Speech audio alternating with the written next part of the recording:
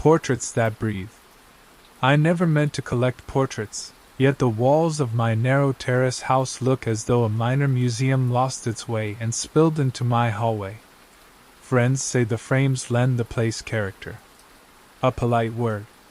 What they surely mean is that the eyes follow them and that the varnish is just dull enough to hide something moving beneath. The first change was small. One evening I set my keys beside a gilt frame showing an Edwardian boy, hair parted like a neat crease. His mouth had always been a flat, polite line. The next morning, while fumbling with my coat, I noticed his lips had curved upward by a fraction, the way a leaf lifts when a breeze begins but has not quite arrived. I told myself the glass had simply caught more light. People see what they expect, and I expected stillness. Even so, I lingered. The hallway felt busy though it was empty. Paint cracks looked like tiny deliberate strokes now, full of intention. I left for work late, clutching the handrail a bit harder than usual. That night I stood in front of the same picture holding a cup of reheated coffee that tasted of cardboard. The boy's grin was broader.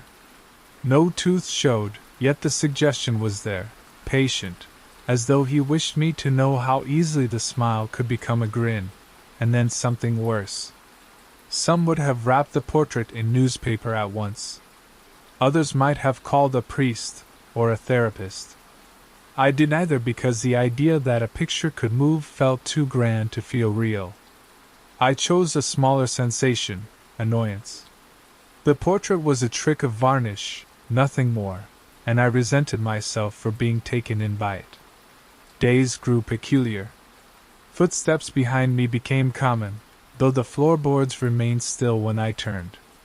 A whiff of turpentine floated through the house at odd hours, stronger whenever I climbed the stairs. I began watching television with the sound low, not to disturb the neighbors, I told myself, but truly so that I might hear the portraits if they decided to breathe. Friday brought fresh unease. A colleague laughed at a joke I had not heard, and the sudden burst of sound made me think of the boy in the hallway, jaw now surely wide enough to show teeth. I hurried home early. Light slanted through the thin glass above the front door. Dust twirled. The frames sat exactly where I left them. Yet the boy's portrait had changed again. The grin was gone. His lips were sealed, but the corners of his mouth pressed hard against the cheeks as though holding something back. Had he been caught? Was that why he looked as if someone had walked in on him during heavy mischief?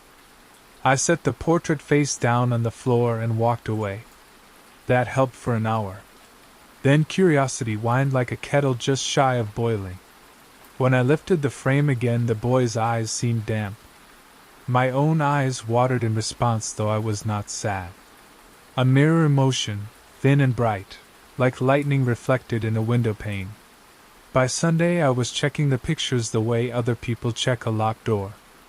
Every pass down the corridor, every nighttime trip to the bathroom, I stopped by each frame. Some appeared unchanged. Others whispered difference in the tilt of a head or the wrinkle of fabric. The most worrying alteration hid in the dark lacquer shadows that slowly grew lighter, as if whatever waited within wanted clarity more than secrecy. At 3 a.m, after failing to sleep, I carried all the portraits into the lounge and leaned them against one another in a nervous semicircle. I dragged an armchair to the opposite wall, sat down, and watched. Crimson seconds on the digital clock crawled.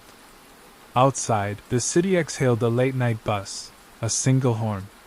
Inside, nothing happened. Varnish reflected the blue of the screensaver drifting across my laptop.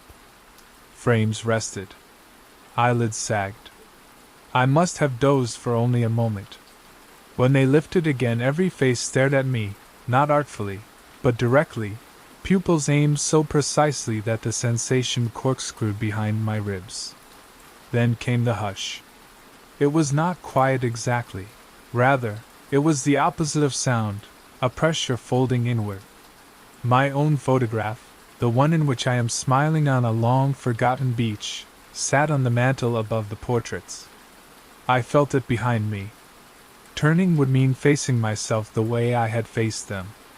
I rose anyway. The beach photo waited, unchanged in color, unchanged in angle, except that my face, my own face, held the faintest echo of that boy's smile, the one that had never belonged there at all. A car passed outside, headlights sliding over the lounge ceiling like pale fingers. The light touched the mantel for half a breath. In that breath my beach self closed one eye slowly, the way a confidant might close a door to share a secret. And suddenly I knew I was no longer alone in the room. I had not heard a step or a sigh, but the air behind me had thickened, as if someone inhaled it all in a single deliberate gulp. I did not turn again. The portraits waited, patient as night soil. I carried the armchair upstairs, hauled the desk in front of the bedroom door, and lay beneath the duvet with the light on. The bulb burned white until morning. The house did not move, not once, and that stillness frightened me more than any grin because it felt chosen. When dawn finally smeared gray across the curtains, I could not shake the certainty that the pictures downstairs had shifted while I hid. They had done so as naturally as a person forgetting and then remembering to breathe. I would sell the house, I decided, but first I had to descend the stairs. I chose the calm line of habit, placed my foot on the first step, and listened hard for any scrape of a frame against plaster. Silence. Then a soft laugh. Not loud, never loud, yet it traveled up the stairwell like smoke that knows precisely which room it wants to fill. The estate agent arrived Monday afternoon, bright jacket, brighter voice, clipboard held like a passport. I regretted calling him the moment I opened the door, for he seemed intent on cheerful talk. Nothing eats dread faster than forced good spirits, and I was rather attached to my dread. It was keeping me alert. We walked the hallway. He admired the crown molding, the floorboards that creaked in minor fifths, the portraits. I offered tea. He accepted. While the kettle hissed, I risked a glance at the frames. The Edwardian boy's grin had settled into something almost friendly. The change appeared designed to soothe me, which was not soothing. Back in the lounge, the agent drank from a mug decorated with violets. He asked about rates. I nodded at numbers I scarcely followed. Then his gaze slid toward the mantel where the beach photograph stood. My pictured self now winked in continuous motion, left eye closing, opening, closing, an idle metronome that no longer bothered pausing between beats. The agent did not see it. I asked if the house felt cold to him. He shrugged. Said old terraces often draft, buyers understand. Buyers would not understand the silent sea of varnish rippling behind the walls. Buyers would not tolerate smiles that widened when the lights went out. We toured the upper floor. The master bedroom remained normal, a word rapidly losing meaning. Yet when we reached the smallest room, once a box for linen, the agent stopped short. A new portrait leaned against the skirting board. It showed a woman standing beside a window, one hand resting on the sill, the other hidden behind drapery that looked more smoke than cloth. Her face was not lovely, not frightening either, merely suspended between two intentions. I had never seen that portrait in my life. The agent said it gave the room character. He returned downstairs to write notes. Alone, I studied the woman. Her dress carried no era. The neutral fabric looked capable of blending into any decade. She stared at a garden beyond glass, though no garden was visible, only the suggestion of bramble painted in strokes so light they might have vanished if I breathed too hard. I removed the portrait from its frame, expecting some hidden mechanism, yet the canvas was plain. More than plain. The back of the canvas felt warm, almost animal. A small vibration pulsed beneath the weave, faint, rhythmic. I replaced it gently. The estate agent left at 4. 2 minutes passed. The woman in the painting turned her head. I cannot prove the motion. What I can do is describe the sequence of thoughts marking the moment. First, an awareness that the garden outside her window had sharpened. Second, the recognition that her arm no longer touched the sill. Third, a certainty I was standing slightly further back than a heartbeat ago. Then her gaze met mine. We examined each other. She blinked once. I blinked twice. The room grew silent as deep woods. The air thickened with the smell of dust warmed too quickly. I greeted her. A foolish act, yet politeness seemed prudent. Her lips opened barely. She mouthed a single shape that might have been a name or a warning. I did not catch either.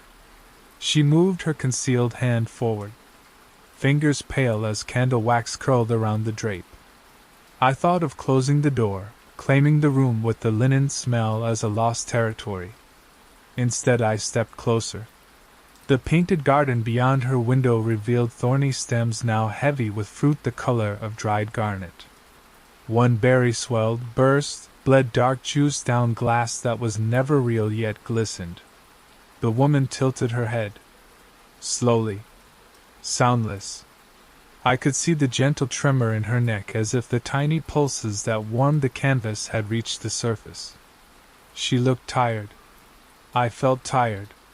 A sudden draft worried the corridor. Something shifted downstairs, a frame perhaps adjusting itself upon its nail. The woman heard it too. Her head snapped toward the unseen noise quicker than before, a jerk that startled me into retreat. When her face returned to face mine, her expression carried urgency. She was not threatening me. She was warning me about something else. I wanted to unpick the nails, fold the canvas, burn it. My grandmother had once spoken of haunted objects that begged not for worship but for mercy. Remove the threat kindly, she had whispered during a storm that rattled our shutters. If mercy fails, fire must speak. It rained that night, thin drizzle first, building towards steady percussion. Lightning crawled behind clouds yet never struck. Under that pale ultraviolet glow, the hallway portraits grew vivid. I watched from the stair landing. The Edwardian boy had taken one hand from his pocket, palm facing skyward. A man in a neighboring frame angled his shoulders as though stepping forward. Together they seemed to congregate towards some silent reckoning. Downstairs the woman by the window would not join them. She remained in the dim bedroom, face half turned, listening. Her canvas throbbed with a heartbeat that was not mine, not anyone's really, more the memory of a heart. At midnight I dreamed the pictures walked. Not the figures, the pictures themselves, frames creaking like knees, glass bending like old bone, climbing the steps one careful foot at a time. I woke before they reached the landing. Perhaps they never did. The hallway lay empty, each portrait still hanging in its appointed place. Only the woman's door stood ajar. Inside, the portrait was gone. In its place lay a square of damp wallpaper marked by an outline where the canvas had leaned. The scent of rainstorm wind lingered under the ceiling, fresh, metallic, almost kind. Then I saw her. At the real window of the room stood the woman, hair damp with drizzle that did not exist 30 seconds earlier. Her palm pressed lightly to the glass, mirroring the pose that had first introduced her. She looked down at the dark garden beyond the terrace, not at me. A single berry rolled onto the sill, bruised skin split. It released no juice, only the faintest sigh, as though relieved to finish its journey. The woman faded. The marks of her fingers stayed for a long minute before soaking into nothing. When I finally stepped forward, the chill of the pain stung, and I felt oddly grateful. Somewhere in the house, a boy laughed. It was familiar laughter, young, expectant, the sort that believes the punch line is still in the air, waiting to be caught. I locked the bedroom door, considered calling the estate agent, then realized no part of the floor plan made sense any longer. A moving room cannot be sold. It can only be left behind, provided one ever finds the exit again. Outside the drizzle stopped. Inside, the hush returned, thicker than stunned silence, carrying the taste of paint. Morning broke with dull light the color of aspirin. I found myself on the stair landing clutching a rolled rug like a weapon. Sometime during the night I had dragged it from the lounge without waking. The effort showed in my shoulders, muscles sore as though I had shouldered a stranger's grief. I unrolled the rug. No reason, only compulsion. Dust puffed. Something small and black scurried out, vanished beneath the skirting. I told it to keep running. Breakfast felt silly. I boiled water anyway, toast hovering in the slot. The kettle clicked off. The toaster did not. Instead it hummed a lone note as if attempting music.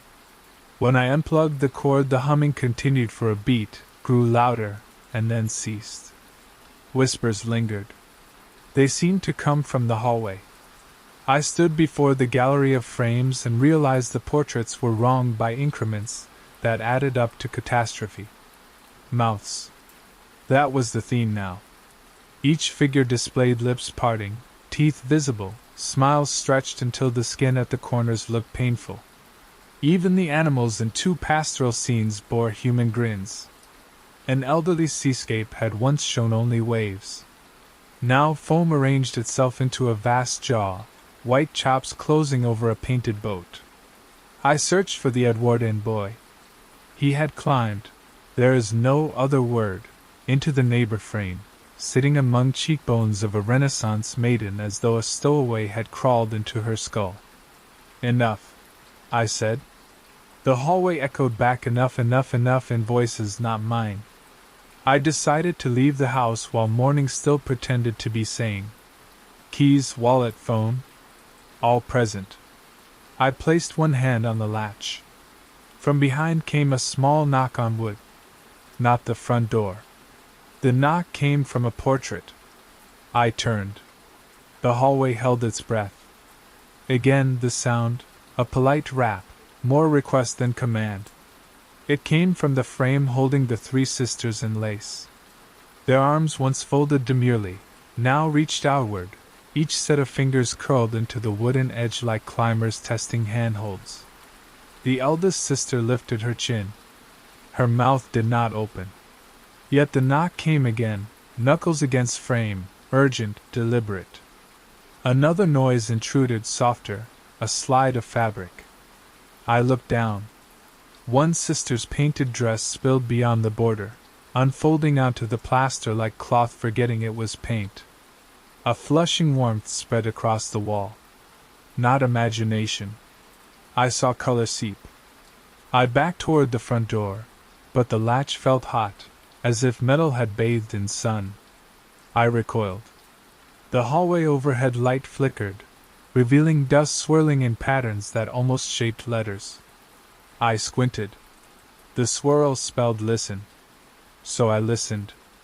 A distant rush. The sea? No breath.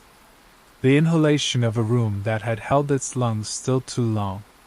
Floorboards bowed slightly inward, converging toward the base of the stair. Something drew the house into itself.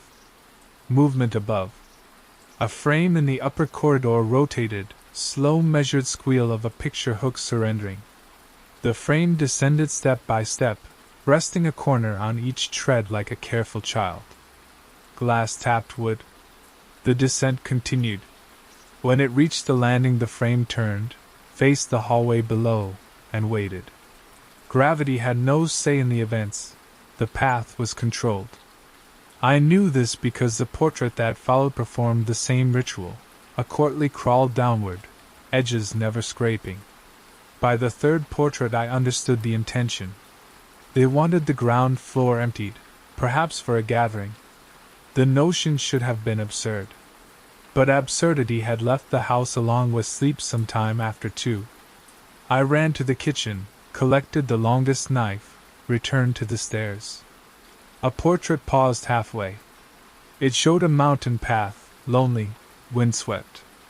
Now a figure climbed the ridge, cloak beating in gusts. When my knife touched the glass, the climber stopped, turned his painted head toward me. His eyes were white as scraped bone. I lowered the blade. The corridor sighed as though pleased with my restraint. The mountain portrait resumed its journey downward until it rested against the skirting. The front door opened by itself. Cool air tasted of iron. Street sounds filtered in, strangely muffled, as if passers-by moved through thick cloth. Freedom waited 3 paces away, yet I could not step through the threshold. Something soft brushed my ankle, like a cat. Looking down, I saw a strand of linen, pale, familiar. The woman by the window had returned, though not entirely. Fabric only, sliding across the floor, seeking reunions with lost figures. I wanted to scream. The hallway preferred quiet. My throat cooperated. The assembled portraits shifted minutely, subtle bow, like an audience acknowledging the arrival of its conductor. In that moment I understood. The house itself was portrait number 1, earliest, largest, and everything inside existed to please that first canvas. Faces changed to match its mood. Rooms rearranged schedules. The front door opened when curiosity demanded a hunt. A mouth appeared near the ceiling, formed of cracked plaster. No tongue, just 2 rows of dented teeth.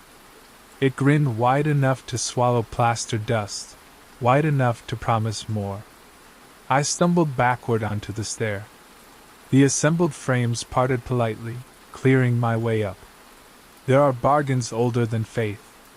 One had been offered to me. Remain inside, watch, accept change. In return, no pain. I recognized the shape of the bribe, felt it settle like cold oil on water. I refused. The refusal was silent yet absolute. The hallway darkened at the edges. A low groan rolled through the joists, disappointed. I bolted toward the open door. A crash rang behind. Splinters of frame clipped my shoulder. The air bent dense, a river flowing opposite my run. I shoved, legs churning, each step a slog through unseen syrup. And then daylight. Real, full, blinding. I tumbled onto pavement. The river of air snapped back, doors slamming so hard the knocker echoed twice. The house stood still, a mutely respectable terrace. Curtains do not twitch in respectable terraces. Yet one did, up on the first floor, a brief friendly wave. I walked until the road changed names 3 times. Only then did I look back. The street lay quiet. But I could feel expressions shifting behind walls, not only in my house, in others too, as though I had disturbed a larger choir of painted throats preparing to sing. I rented a room above a bakery. Yeast smells patched the nightmares at first, warm and humane. Bread rose at 4 every morning. So did I, sweating, listening for footfalls that belonged to no one in the flat. The landlord called the decor vintage. A polite word. What he meant was that nothing matched. A cracked oval mirror hung where a wardrobe should stand. A faded poster of a silent film star flirted from flaking wall. I checked both daily. No changes. They were too ordinary for the thing that had followed me. Because it had followed me. Not the house, perhaps, but a piece of it. Each night, just before sleep, a taste like wet varnish slit the back of my throat. I spat, brushed, gargled. Each morning, my tongue lay heavy, stained with the faintest shadow of umber. I started leaving notes on the bedstand. Simple lines: if I speak in my sleep, wake me. If I smile, run. No one shared the room, yet I felt safer writing the warning for a stranger. On Thursday, the bakery girl slid a small package across the counter. Brown paper tied with twine.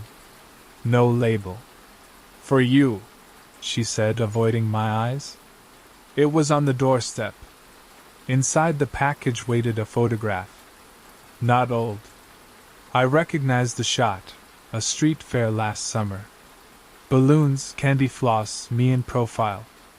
But I never posed for that picture. In the photograph, my head had turned toward the camera. I was smiling. Wide. The smile cut into cheeks so deep the skin around my eyes wrinkled. I looked happy in a way no memory supported. I flipped the print over. Blank. No message. That night the mirror clouded though the glass remained dry. Letters formed slowly, revealed by absent condensation. Come home. I wiped the mirror. Letters returned. I smashed the glass. Fragments clattered into the sink, still showing C, still showing O. The bakery girl knocked 5 minutes later holding a box of pastries I had not ordered. Left on the stairs, she whispered. Inside, each bun bore a smile carved from icing. I rented a van at dawn. Gathered only essentials. Drove north toward the hills where signal falters. The van engine droned, a lullaby of combustion. Around kilometer 80, the radio died though I had not turned it on. Static poured anyway, whispering beneath the engine note. Words drifted in between hisses, frames wait. I switched the dial off. Static stayed until kilometer 90, then fell silent as though satisfied with delivery. Fog collected over the road. Not white. Dark. Fog the color of diluted varnish. Headlights painted it amber. Shapes formed, square, rectangular, tall, small, frames floating, blinking in and out. I drove through them. Some burst like bubbles. Others vanished only when nearly touching the windscreen, too close to blink. I considered forests, hostels, caves, anywhere with raw walls. At midday I reached a country inn. Old stone, roof of slate, windows narrow. The owner, a man whose beard held more color than his cheeks, offered a room facing the back meadow. The room contained no pictures. Relief felt loud. Sleep arrived in tatters. Sometime after midnight, a pop like cork from bottle woke me. I rose, bare feet on cold plank. The wardrobe door had opened. Inside hung 2 jackets and a frame. Empty, glass missing, wood scorched black round the edges. A smell of warm canvas drifted though there was none. The frame leaned forward and fell flat. No crash, just a soft exhale. In its center swirled dark fluid that should have been floorboard but instead sagged, glippy, gathering shape. A mouth formed. Again with mouths. Thin bubble lips. They parted, releasing no word, only a current of air that smelled of my hallway at home, the spice of old paint and something sweeter. I stepped back. The mouth widened.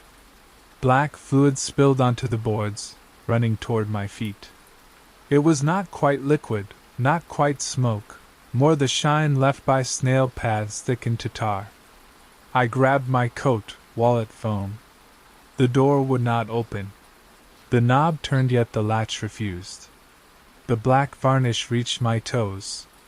I felt neither wet nor burning, only memory, as if stepping into a dream of sticky summer pavement.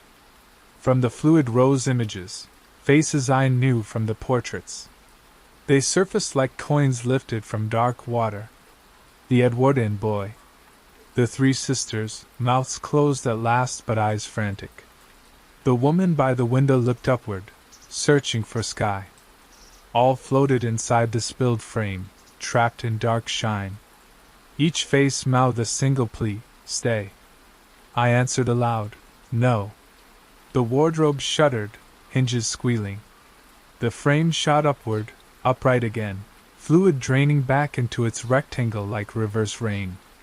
The latch on the door clicked. I bolted into the hall, down the stair, out into night whose chill felt clean despite the fog gathering in the fields. The innkeeper stared from the doorway in his nightshirt. I muttered sorry, drove off. No road existed on the map where I found myself an hour later. Trees leaned in, bark slick with varnish glow though no moon shone. Tires finally halted at a clearing. I slumped over the wheel. Sleep barged, unstoppable. I dreamed of an empty frame waiting to be filled. The shape inside that frame matched me exactly, but the face was not quite mine. Its smile grew, patient, ready. I woke at dawn. The van windows filmed with a thin coat of dark gloss. When I traced a finger through it, the trail showed the reflection of my mouth alone, nothing else, just lips, teeth, a grin hovering without context. I drove back to the city. Returning felt like volunteering for dissection, yet I needed answers the countryside refused. The city bus exhaled diesel outside the terrace row. My house looked untouched. Council paint still flaked at the sill corners. Only the door knocker seemed changed, shinier, freshly polished, as though a polite spirit wished to welcome me home. I did not own the key anymore. I had posted it to myself while on the road, unsure why. The envelope waited in my coat pocket. It felt heavier than a small key ought. One deep breath. I unlocked the door. Warmth greeted me.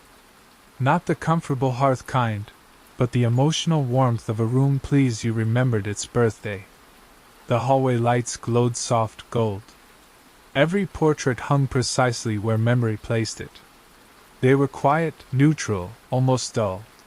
The boy, the sisters, the mountain path, each wore expressions appropriate to polite society. Only the woman by the window carried a difference. Her window opened onto blank canvas, white, waiting. I spoke. "I am leaving for good." My voice sounded distant. The house listened. Floorboards flexed under subtle weight shifts not my own. Paint smelled fresh, newly stirred, though the tins remained capped in the cellar. I stepped into the lounge. My own photograph above the mantel had reverted to the original pose, had turned away, no wink, no grin. Normal. If normal still meant anything. A small wooden chair sat in the center, facing a blank wall. On the seat lay a brush wet with black varnish. Beside it, a note in my handwriting, "Sit. Finish." I did not recall writing the note. I had, clearly, but maybe not while entirely myself. The black liquid glistened on bristles, thick, alive. I lifted the brush. Varnish clung, resisting, then surrendered in a sluggish ribbon. A canvas on the wall waited empty, frame raw pine. Blankness hummed like a voice trying out silence. The brush hovered. I touched one corner. Varnish spread, dark mirror reflecting ceiling lamps. In the reflection appeared the Edwardian boy. He watched, nodding once. I drew a short stroke. Another. The blank found appetite, swallowed the lines until they vanished, asking for more. Soon shapes emerged unbidden, arcs, eye sockets, a mouth poised halfway between smile and sleep. The face forming was my own. I stopped. Panic hammered behind ribs. The body is stubborn. It fights transformation. I tried to drop the brush. Fingers locked. Varnish crawled up the handle, over knuckles, seeping into skin grooves like map rivers filling. The house pulsed a low throb through studs and plaster. It felt like calm applause. Portraits along the hallway turned slowly inward. I heard frames creak as faces leaned, watching. Audience gathered. I screamed. The sound wavered, half strangled by the growing fixative on my palm. Black tendrils reached wrist, forearm, threading veins until blood felt cold as turpentine. One last act of will. I slammed the bristle end against the floor, snapping the handle. Varnish splattered across boards. Droplets fizzed like oil on water, smoked, dissolved. My hand freed, skin patterned with dark cracks that faded second by second. The canvas remained partly marked, a barely begun outline of my face. The unfinished eyes looked blind, confused. I covered the frame with an old sheet. Something clicked behind me. The hallway portraits pivoted back to their original poses, as though embarrassed to have been caught staring. The air eased, just a touch, I understood then. The house needed new portraits to keep itself breathing. It coaxed inhabitants into painting, photographing, capturing, until every possible version of them filled the walls. When the walls held enough lives, the house would live forever. A simple hunger. I had offered a taste and then snatched it away. The house would not forgive, but for the moment it hesitated, unaccustomed to refusal. I packed in 8 minutes. A bag only. On the way out, I paused by the woman's frame. Her garden was back, lush, calm. She lifted a finger from the sill, beckoning me closer. I shook my head. She placed the finger to her lips. Silence, she advised. Outside, dusk coolness wrapped my coat. I set fire to nothing. I took no evidence. I simply walked until the terrace disappeared behind an estate of newer flats, their windows full of factory glass, every pane identical. Too young for personality. 3 nights in a motel. Walls bare, paint uneven, carpets smelling of bleach. I kept the lights on. Dreams tried, failed. The third dawn, a knock. Housekeeping held a parcel. No label. Inside, a wooden frame. Empty. Clean. Raw pine. Same as the unfinished canvas back home. I left it on the bed, checked out, boarded a train east. The frame travels with me now no matter how often I abandon it. Hotel, station, carriage, every morning it leans within reach, asking nicely, courteously, forever patient. I have not painted again. Yet sometimes, when sunlight lands just right on the wood, I see a film of shine, faint, dark, waiting, as though the varnish remembers my touch and forgives the delay. And I, foolish pilgrim, still search for a place without pictures. I have not found one. The hollow line. I was walking home in light October drizzle when my pocket vibrated for the first time. My own number stared back at me, bright and implausible. I laughed it off, pressed decline, kept walking. The air smelled of damp leaves and new asphalt.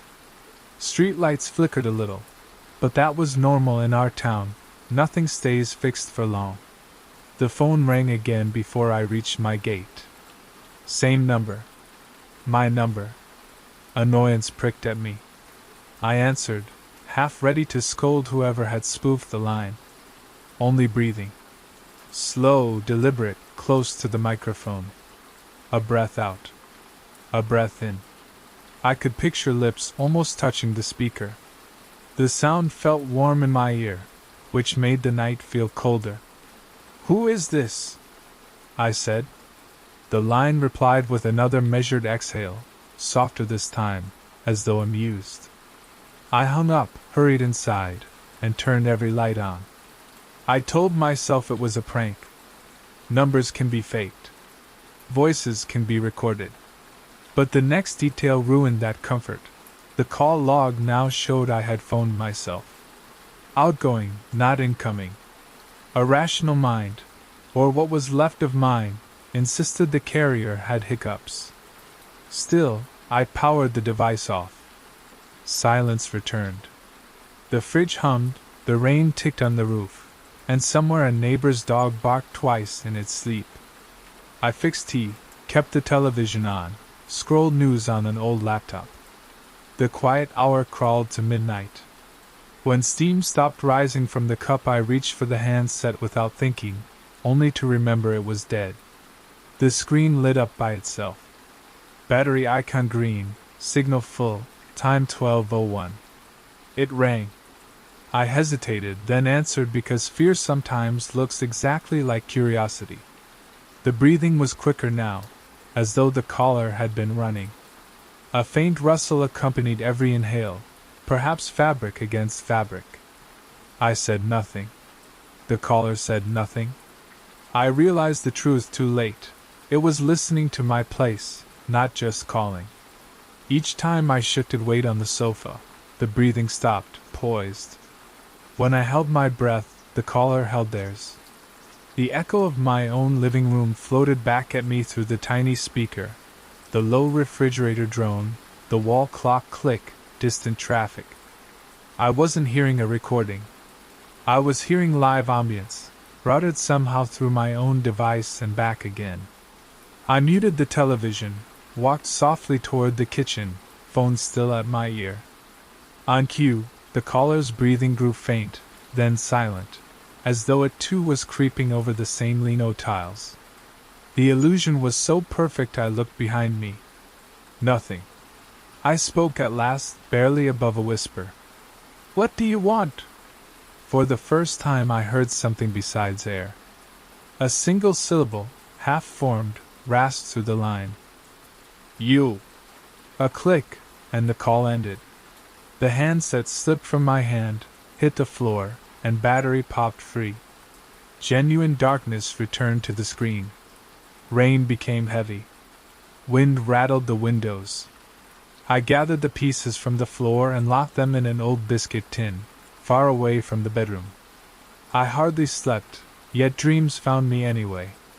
Somewhere just beyond the curtain of sleep a shallow breath counted the seconds until dawn.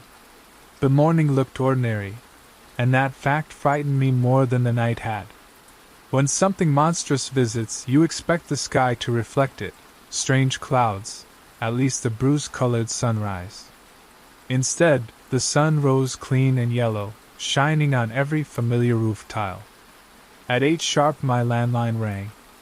I had almost forgotten it existed. Caller ID, my mobile number. Hand shaking, I lifted the handset, ready to pretend courage. Breathing again. Quieter, closer, confident. "Stop this," I said. The reply was not spoken aloud, yet I heard it clear as if whispered straight into the canal of my ear. "Can't." "Already inside." The dial tone returned. I replaced the receiver and noticed something new. My own lungs were matching the rhythm I had just heard. Slow in, slow out. I tried to change pace, to prove I still owned the timing of my body. My chest resisted, as though another will had taken lease of the simple act. I could have screamed, but I did not. Instead I counted breaths, fought to find a spare one that still belonged just to me, and waited for the phone to ring a third time. It never rang that day. Night arrived on silent feet, and I discovered the real horror. Silence can be more possessive than any sound. While the house slept, I dialed my own number. 1 ring, 2, 3. No answer. On the 4th ring, I heard my living room phone on the table behind me start to vibrate. That was when I understood circles, and how some loops never want to close. The first snow of the season began before dawn, and covered the street in an hour. I had not left the house since that second day, but the white blanket coaxed me outside if only to stand in it, prove the world still existed. I stepped onto the porch. My breath formed small ghosts that drifted toward the hedge. The air was empty of sound, yet I felt observed. I tried the simplest test. I took my mobile from the tin, powered it on, and dialed voicemail. No new messages. Good. I set it back inside my coat. The screen stayed black, obedient for the first time. I walked to the edge of the driveway. Footprints pressed into the powder behind me. 5 paces out I paused. Something was odd about the pattern. Each print looked softer than it should, edges blurred as though a second, lighter tread overlapped mine by a fraction. A car hissed in the distance. I listened harder. Under that faint noise hid another, the tidal hush of someone breathing in time with my own lungs. Wind stirred. Fine flakes swirled. I glanced at houses across the street. Curtains were shut, doors closed, cars sleeping beneath white quilts. Nothing moved but the snow itself. My phone vibrated.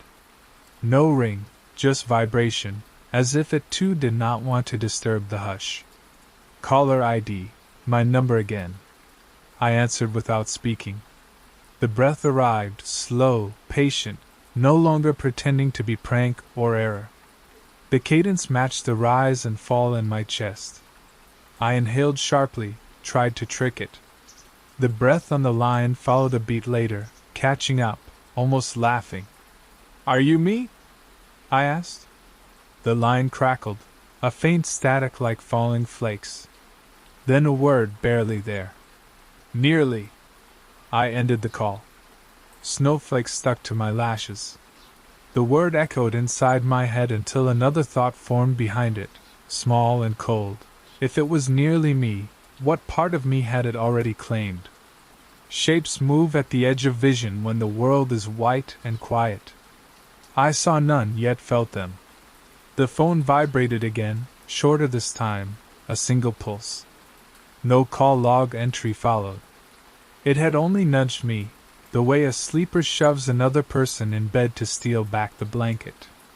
I turned, hurried inside, locked both deadbolts, and peered through the peephole. The snow outside lay pristine except for my footprints, and one more set, overlapping, lighter, vanishing toward the road. Afternoon crept by. I brewed coffee, left it to cool, forgot to drink. The house had grown smaller. Walls leaned in like tired listeners. Each time I inhaled, I wondered who else enjoyed the same breath. Around 3 the sky darkened, though sunset was hours away. I checked the forecast. No storms, no eclipse. Yet the daylight drained as if pulled through a straw. The radio clicked on by itself in the next room. Soft static. I entered to find the dial set between stations, volume low. A familiar hush came through the speaker. Breathing. "Why?" I asked the empty room. A whisper bled through static. "To be. Nothing more." I switched the set off, unplugged it, removed batteries, returned to the kitchen to find the coffee hot again, steam rising as though freshly poured. The cup sat exactly where I had left it, yet time had looped, reheated the liquid, reset the moment. Panic arrived in small waves. I rode each, kept standing. At last I opened the back door, intending to fling the phone into the yard and bury it under snow. I never reached the step. The phone rang, loud this time, ringtone set to the default chime I never used. Caller ID was blank. Only a white rectangle. I pressed answer. No breathing now. Instead, my own voice spoke, tone flat, a spoken mirror held to me. "Do not move. Look left." I obeyed. At the foot of the garden an outline stood among the bare trees. Same coat. Same stance. A snow film coated its shoulders. I lifted my free hand. The figure lifted too, 1 second slower, as if existence were buffering. My voice on the phone said, "Step forward together." I hung up, slammed the door, dropped the handset into the sink and turned the tap full. Water hissed. The screen dimmed, went blank. Outside, through split curtains, the figure remained. It did not knock or shout. It only breathed, fog rising from where a mouth should be. Night took the sky. Wind piled snow against the glass. When I dared peek again, no shape stood there, yet 2 sets of prints led from the tree lean to the door. Inside the sink, the phone lit up beneath water. One new message, 48 minutes of breathing. Sleep abandoned me for 2 nights.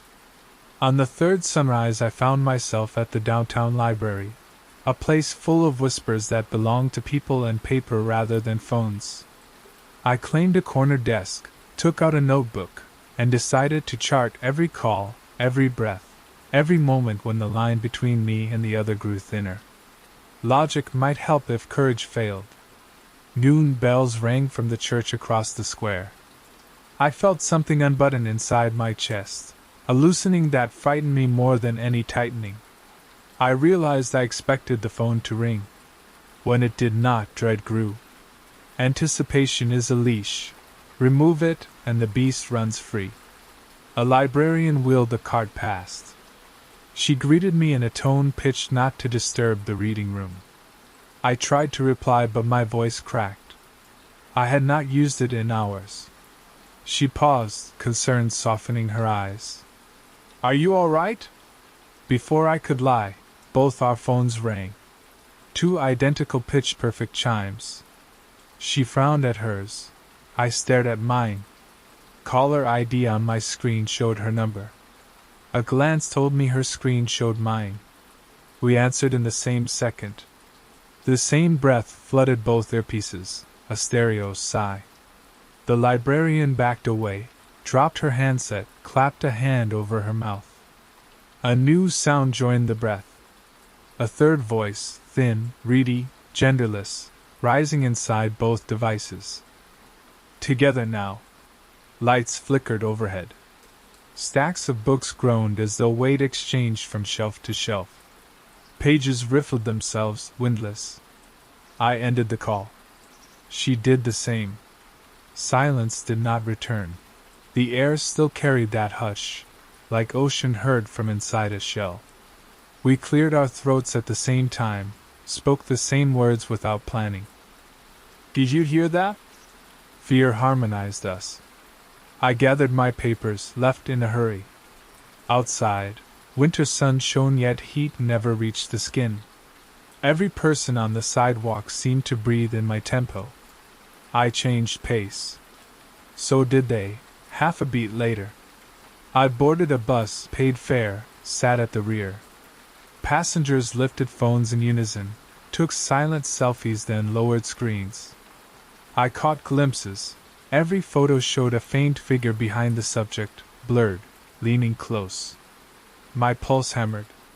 The window beside me fogged with condensation from breath that did not match the cold pattern from my own mouth.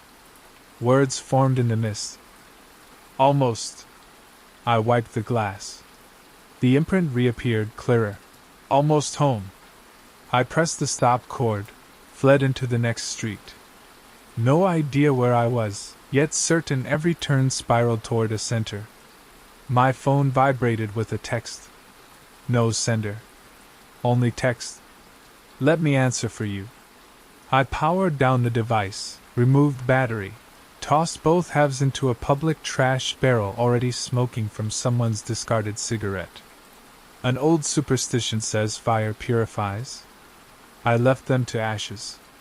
Relief lasted 10 breaths.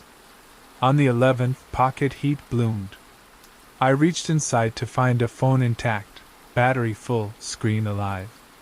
It was not my model. Older. Plastic yellowed, keys worn. A message waited on its tiny display. "Thanks for the spare room." A bus wheezed to the curb behind me, doors opening with hydraulic sigh that matched the breath in my ear every night. Riders filed off, each wearing my coat, my gait, heads bowed over identical yellowed phones. The driver looked at me. He had my face, aged a decade, eyes hollowed by sleepless nights I had not lived yet.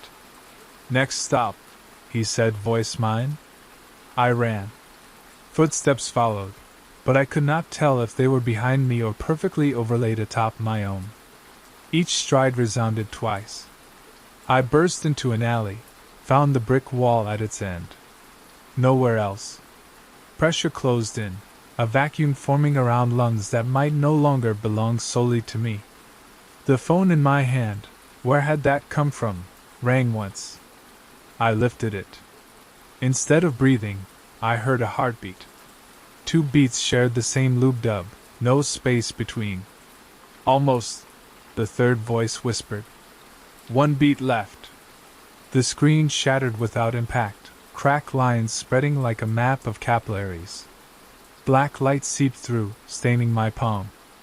I dropped it.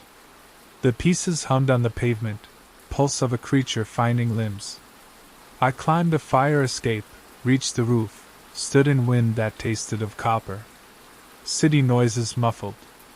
I checked the street. No one climbed after me. Yet breath still warmed my ear, though I held no phone. The call, it seemed, no longer needed a device. It had routed through a closer network, Flesh, bone, blood. I covered my ears, but sound arrives in the dark paths of the body, not only through air. The third voice spoke from somewhere behind my eyes. Signal strong. It ended with a sigh that used my lungs yet left me hungry for air. I left the city that night. Drove north until snow turned to freezing rain, then mist, then nothing. The highway narrowed, became gravel, then dirt. At last it vanished into meadow. I kept driving, wheels burying themselves, engine choking. I walked the rest. No towers, no lines, no streetlights. Only a derelict hunting cabin I remembered from childhood. I had spent a summer here once, before every device sang for attention. The place had no power, no cables. Perfect. I built a fire, barred the door, emptied my pockets. The foreign phone I had carried lay silent now. I wrapped it in cloth, placed it outside on a stump, and returned in. The night air smelled of pine pitch and old water. Flames dried sweat from my face. I began to breathe with care, hoping the other could not match rhythm over such distance. Hope remained brittle. At midnight wind rose. The fire popped once. Wood smoke drew shapes among rafters. I dozed, chin on chest. A creak woke me. Floorboards moved as though a second weight explored the room. I reached for the lamp that was not there. Remembered darkness is older than switches. The foreign phone rang from outside. One ring only. Then a knock at the door, polite 3 taps. I stayed still. The knock repeated, softer, almost embarrassed. Snow whispered off the roof, settling. Not far, the third voice said behind the door. We brought signal. I pictured towers growing like metal trees in my wake, marching through forest, each breath I took fueling another antenna. The latch shifted. I had barred it, yet metal jittered as if loosened by long negotiation. I pressed my back against the plank, added weight, felt the cold of winter seeping through. Silence settled, heavy as ice. Moments later the cabin's single window brightened. A glow pulsed outside, regular, slow. My own heartbeat rendered in light. I inched toward the glass. Beyond, the phone lay face up on the stump, screen flicking bright then dim. With each pulse, snow melted around it, revealing black earth that steamed. I remembered a trick from childhood: remove the battery, break the circuit. But I had done that before, and new devices kept appearing. A better idea surfaced: drown not the tool but the signal. Bury my own breath under many, hide rhythm among chaos. I kicked the door open, ran barefoot into snow, seized the phone.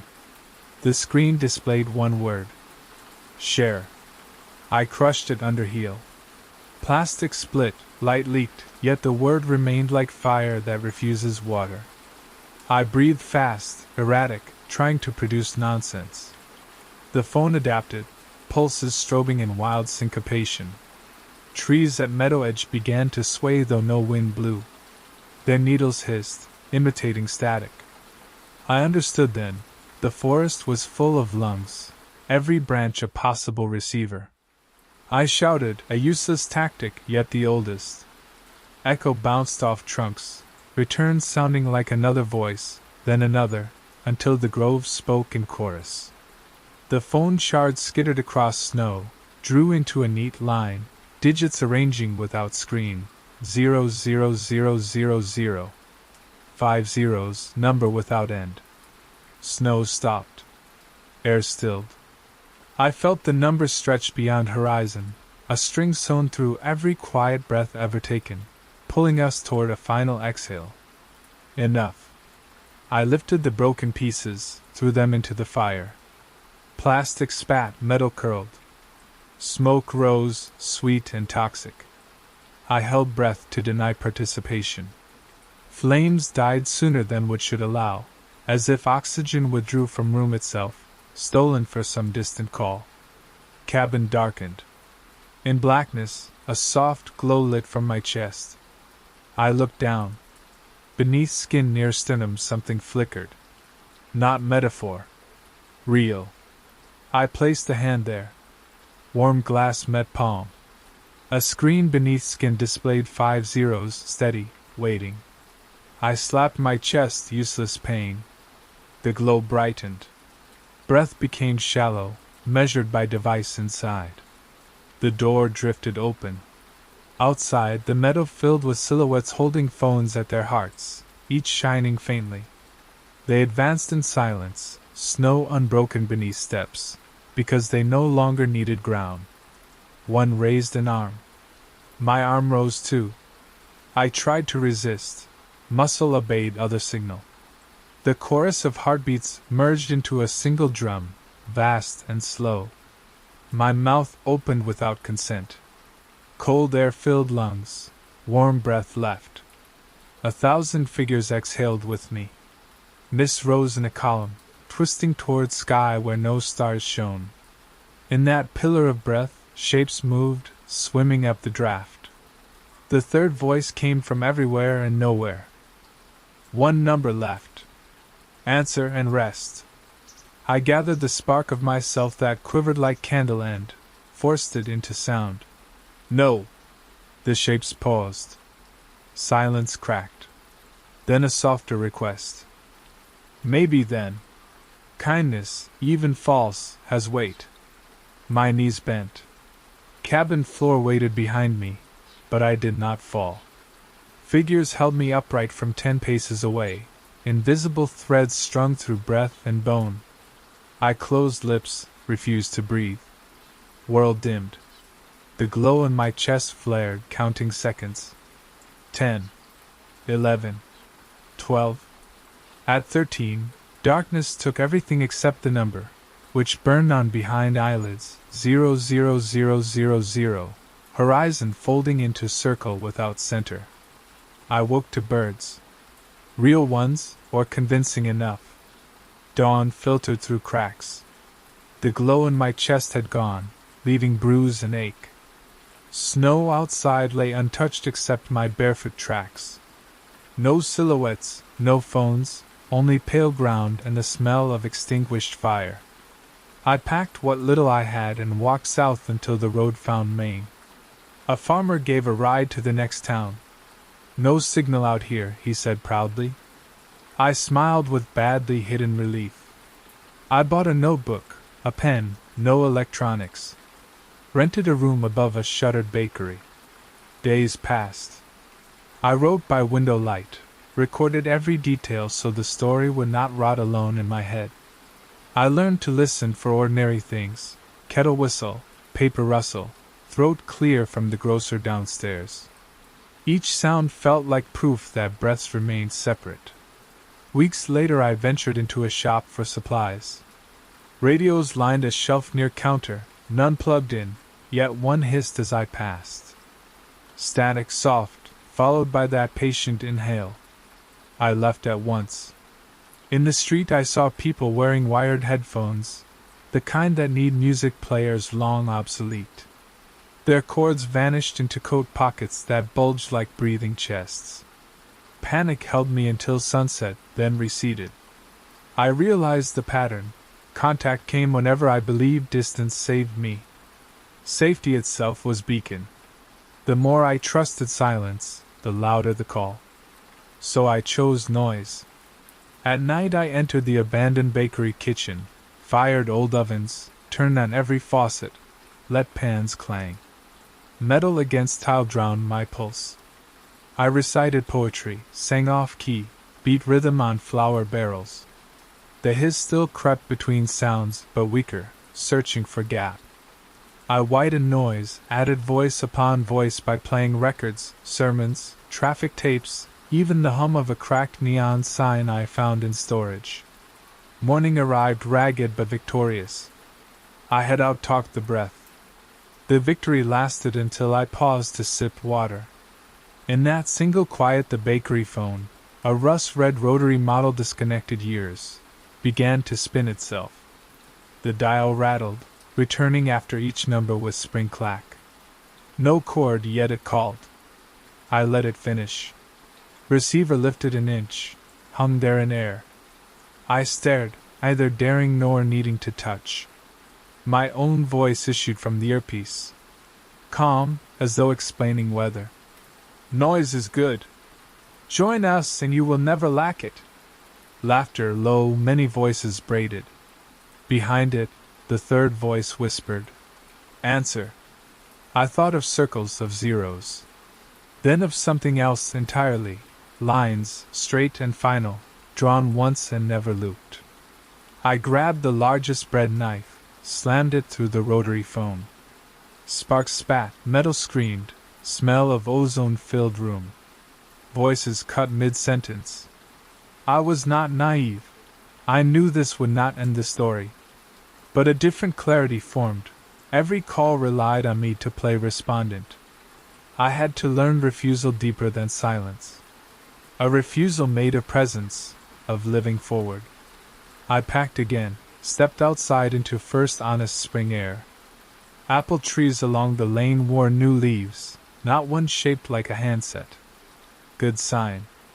I reached the crossroads where a payphone leaned, doorless, rusting. A paper sign taped to the glass read out of order. Still, the slot held a single coin someone had forgotten.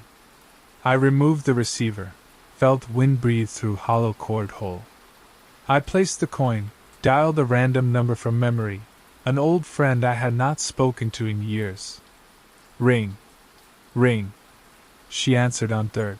Hello? Her voice, alive, curious, untainted by static. It's me, I said. I just wanted to hear someone real. We talked until night insects tuned their instruments. The line never once produced a second breath. I hung up, heart steadier, lungs my own. As I turned away, the payphone rang behind me. I did not stop. It rang again, each note dimmer with distance. At the hilltop I paused, looked back. The phone was only a dark shape against dusk. No sound reached me. Wind and grass replaced all. Perhaps it would ring forever. Perhaps until someone else lifted the handset. Perhaps until the idea of unanswered calls faded from the world. I walked on, matching stride to heartbeat to nobody's breath but mine. Somewhere, in some far chamber of sky, a quiet exhale waited, yet tonight it failed to find rhythm with me. And that was answer enough.